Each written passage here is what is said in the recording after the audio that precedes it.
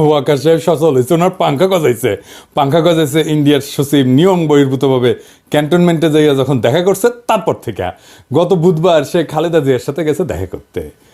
আমি যে প্রথম থেকে বলে আসতেছি যে এই ওয়াকার এটা ইন্ডিয়ান মাল, যখন বলেছি সিসির মতো একটা প্রো ইন্ডিয়ান সরকার বসাইতে চায় তখন সবাই আরে রে রে করে উঠছিল, এমন ভাব সবাই তখন ওয়াকার লীগ হয়ে উঠছিল, নতুন জাতির পিতা হয়ে উঠছিল ওয়াকার। এখন বুঝেছেন তো উঠতে কি কই বান্ধা আছে, যারা তখন শিক্ষর মারিছিলেন আপনারা জবাব দিবেন ইন্ডিয়ান ফরেন সেক্রেটারির সাথে কিসের ইটিস পিটিস, তার জবাব আছে নাই। ইন্ডিয়ান ফরেন সেক্রেটারি যে পানি পড়া দিছে তার ভিত্তিতে এখন বাংলাদেশের রাজনীতির ইস্যুগুলো শেপ নিবে, আমি কয়ে রাখলাম লিখে রাখেন। এরই একটা অ্যাসাইনমেন্ট হইতে পারে খালেদা জিয়ার সাথে দেখা করা, ওনারে কিছু বোঝানোর চেষ্টা করা। কি কি পানি পড়া দিছে ইন্ডিয়ান ফরেন সেক্রেটারি ওয়াকাররে, আসেন সেটা একটু বুঝে দেখি।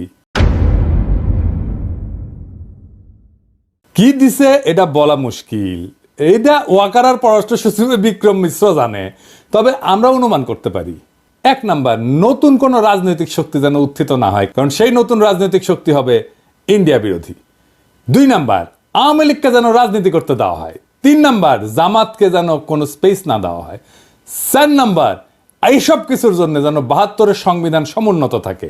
৫ নাম্বার, নির্বাচন যেন দ্রুত হয়। নির্বাচন দ্রুত না হইলে বিএনপির খবর আছে ধানের শিশার কেউ চিনবে না, চিনবে নাকি টেম্পু স্ট্যান্ড। যাই হোক, এমনিতে বিএনপি আমার উপরে বিলা, আরো বিলা হোক সেটা চাই না। তাইলে যা যা ঘটতেছে রাজনৈতিক মহলে সেই সব এই লাইন বরাবর না। এবার বুঝেছেন তো কাটটিকি কই বান্দা, ইন্ডিয়া মারিচ্ছে উটি থেকে আর লাশ পড়িচ্ছে ইটি। ওয়াগার সাহেব ক্যাঙ্কা জাতির ত্রাণ করতে, এবার বুঝেছেন তো, বুঝছাও। এইবার আসেন সংবিধান নিয়ে আলাপ করি। ৭২-এর সংবিধানের মধ্যে কি পাইছে বিএনপি, এটা রাখাই লাগবি। একটা রিল দেখেছিলাম ফেসবুকে, দেখি গুটাইতে গুটাইতে যে মায়ের কাছে এক পোলা এক মাইয়া নিয়ে আসছে, তো কইছে যে এটা আমার বউ, তো মা কইছে কি আছে এর মধ্যে, তো পোলা কয় ওর মধ্যে তো নাতি আছে। দেখেন। ওমা, মা, হ্যাঁ বলছি আমি বিয়ে করেছি, এইটা তোমার বৌমা। এই মেয়ে হবে আমার বাড়ির বউ? কি আছে এই মেয়ের মধ্যে? ওর মধ্যে তোমার নাতি আছে। ইনকা ওই ৭২-এর সংবিধানের মধ্যে কি আছে দেখি, কোন ভালোবাসায় বিএনপি কি ঢুকাইছে এর মধ্যে, হাঙ্গারে দেখা দরকার, তাই না? আসেন দেখি। বিএনপি ৭২-এর সংবিধান থাকুক এটা তো চায়, তাই না? তো মির্জা আব্বাস কইছে যে ওনার নাকি কষ্ট লাগে এই সংবিধানকে যখন বাদ দেওয়া লাগে।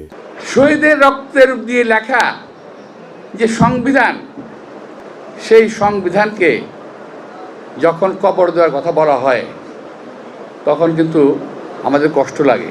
তো মানে দেখি আব্বাস ভাই, উনি আবার কইছে কি, আমি পড়ে দেখলাম অনেক মন দিয়া, ভুল কইছে নাকি, কইছে যে আমি ৭২ সালের সংবিধানের সমর্থক নই, আমি ৭১ সালের সংবিধানের মুক্তিযুদ্ধের রক্তের সমর্থক।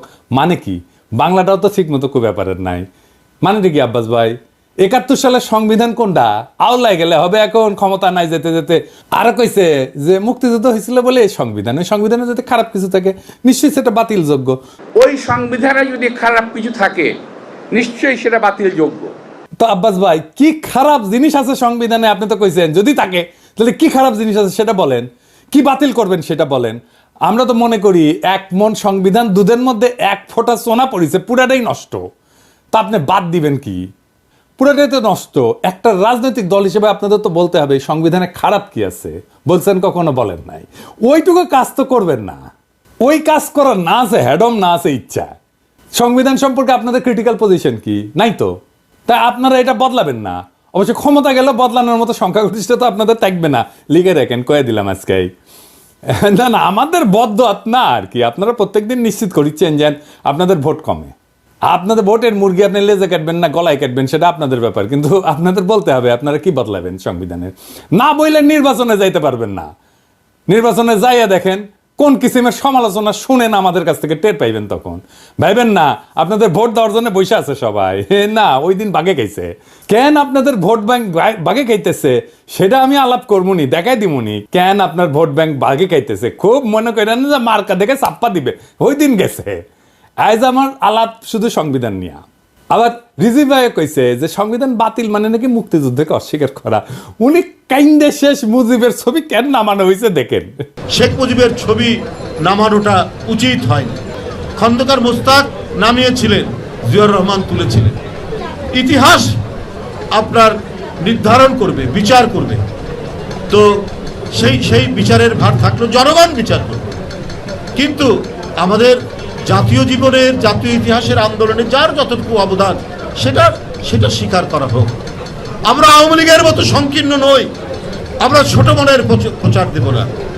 এই জন্যই বলছি শেখ মুজিবের ছবি নামানোটা উচিত হয়নি। তো বাঘের পিছে যেমন ফেউ থাকে না, তেমনি বাংলাদেশের সরকারি দলের পিছে একটা গৃহপালিত বিরোধী দল থাকে। এটা এরশাদ শুরু করেছিল। এরশাদের ছিল আসাম রব, হাসিনার ছিল জাতীয় পার্টি, আর ক্ষমতায় যাইতে না যাইতে গৃহপালিত বিরোধী দল ইলেক্ট করে ফেলছে ওই বিএনপি, নূর সাকি এদেরকে দিয়া। এদের নমিনেশন আগেই কনফার্ম করেছে। দেখেন, নিজের দলের নমিনেশনের খবর নাই, জোট সঙ্গীর নমিনেশন কনফার্ম করেছে 6 নেতার। হ্যাঁ, তো এই গৃহপালিত বিরোধী দলের এক নেতা নূর অলরেডি আওয়াজ দিতেছে তারা 72-এর সংবিধান বাতিল চায় না। বাকিরাও কবে, একটু ওয়েট করেন, এই 6 ক্যান্ডিডেটের জামানত বাজেয়াপ্ত হওয়ার চান্স আছে কলে। আমি কয়ে দিলাম, এখনই কয়ে দিলাম, বুঝছাও।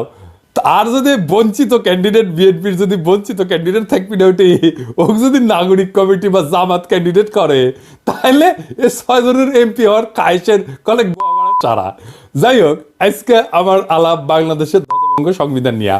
ওই আলাপ পরে আসলে বিএনপি সংবিধান ঠিক মতো পড়িছে আমার সন্দেহ আছে। আসেন না দেখি কি সংবিধানের মধ্যে কি আছে, কি ঢুকে রাখিছে। 1956 সালে পাকিস্তানের সংবিধানের একটা আলোচনা হইতেছিল। সেইখানে যেই সমস্ত ধারার সমালোচনা করেছিল আওয়ামী লীগ, সেগুলো 72-এর সংবিধানে ঢুকে দিছে। কেন আওয়ামী লীগ তখন সমালোচনা করেছিল? কেন? কারণ ওই শাসনতন্ত্রটা তৈরি করা হয়েছিল আইয়ুব খানকে সামনে রেখা। আইয়ুব খান যেন একটা এক নায়ক হইয়া উঠতে পারে, সেটা সব কিছু ওই শাসনতন্ত্রে ছিল পাকিস্তানের। তো পরে যখন বাংলাদেশ এলো, তখন যে থাকবে ক্ষমতায়, সে যেন এক নায়ক হইয়া উঠতে পারে, সেজন্য যা যা কিছু ছিল আইয়ুব খান ঢুকাইছিল, সব কিছু ঢুকাইছে। পাকিস্তানের ওই শাসনতন্ত্রে যে যে ক্ষমতা দেওয়া হয়েছিল না আইয়ুব খানকে, বাংলাদেশের এই 72-এর সংবিধানে প্রধানমন্ত্রীকে সে একই রকম ক্ষমতা দেওয়া হয়েছে। আপনি তো জানেন যে এমপি ইলেকশন হয়ে আসে 300টা সিট থেকে, কিন্তু এই এমপি কি কেন স্বাধীনভাবে কোনো আলাপ করতে পারে, সিদ্ধান্ত নিতে পারে, মতামত দিতে পারে না?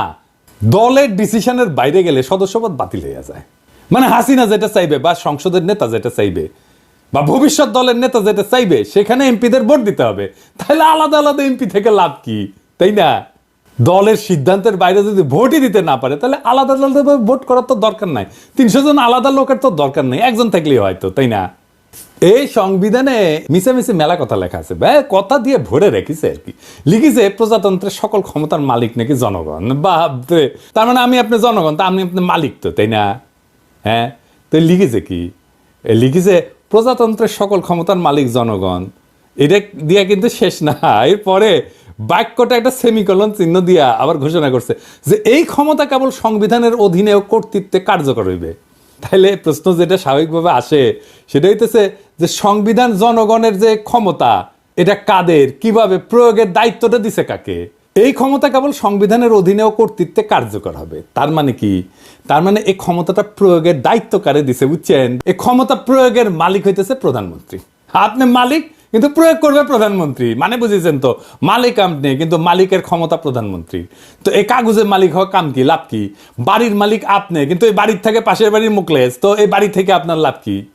ভোট দেওয়ার অধিকার ছাড়া ক্ষমতা প্রয়োগের কোনো বিধান এই সংবিধানে কোথাও আপনি খুঁজে পাবেন না। তাও এই সামান্য অধিকারটাও কেড়ে নেওয়া হয়। তার ফলে সংবিধানে যাই লেখা থাকুক, মালিক বলুক যাই করুক, জনগণ আখেরে দাস হইয়া যায় রাজনৈতিক দলের।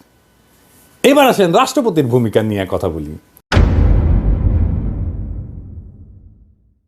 সংবিধানে যে রাষ্ট্রপতি বিষয়ক অনুচ্ছেদ আছে না, ওইখানে বলা আছে যে কেবল প্রধানমন্ত্রী নিয়োগের ক্ষেত্র ব্যতীত রাষ্ট্রপতি অন্য সকল দায়িত্ব পালনে প্রধানমন্ত্রীর পরামর্শ অনুযায়ী কার্য করিবেন।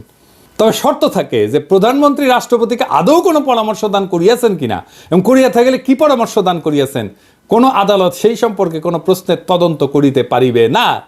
অর্থাৎ সংবিধান রাষ্ট্রপতিকে যে সব ক্ষমতা দিছে বলে মনে করা হইতেছে, তার কোনোটাই আসলে তার নাই, বুয়া। সবই প্রধানমন্ত্রী পরামর্শ অনুযায়ী প্রয়োগ করতে বাধ্য। তা প্রধানমন্ত্রী পরামর্শ ছাড়া যদি প্রয়োগ করতে না পারে, তাহলে রাষ্ট্রপতি থেকে লাভ কি কর বলেন তো? বিচারপতি, নির্বাচন কমিশনের নিয়োগ, সকল সাংবিধানিক পদে নিয়োগ দান, দণ্ডপ্রাপ্ত আসামির দণ্ড মওকুফ, কোনো কিছুই প্রধানমন্ত্রী পরামর্শ ব্যতীত করার ক্ষমতা সংবিধান রাষ্ট্রপতিকে দেয়নি।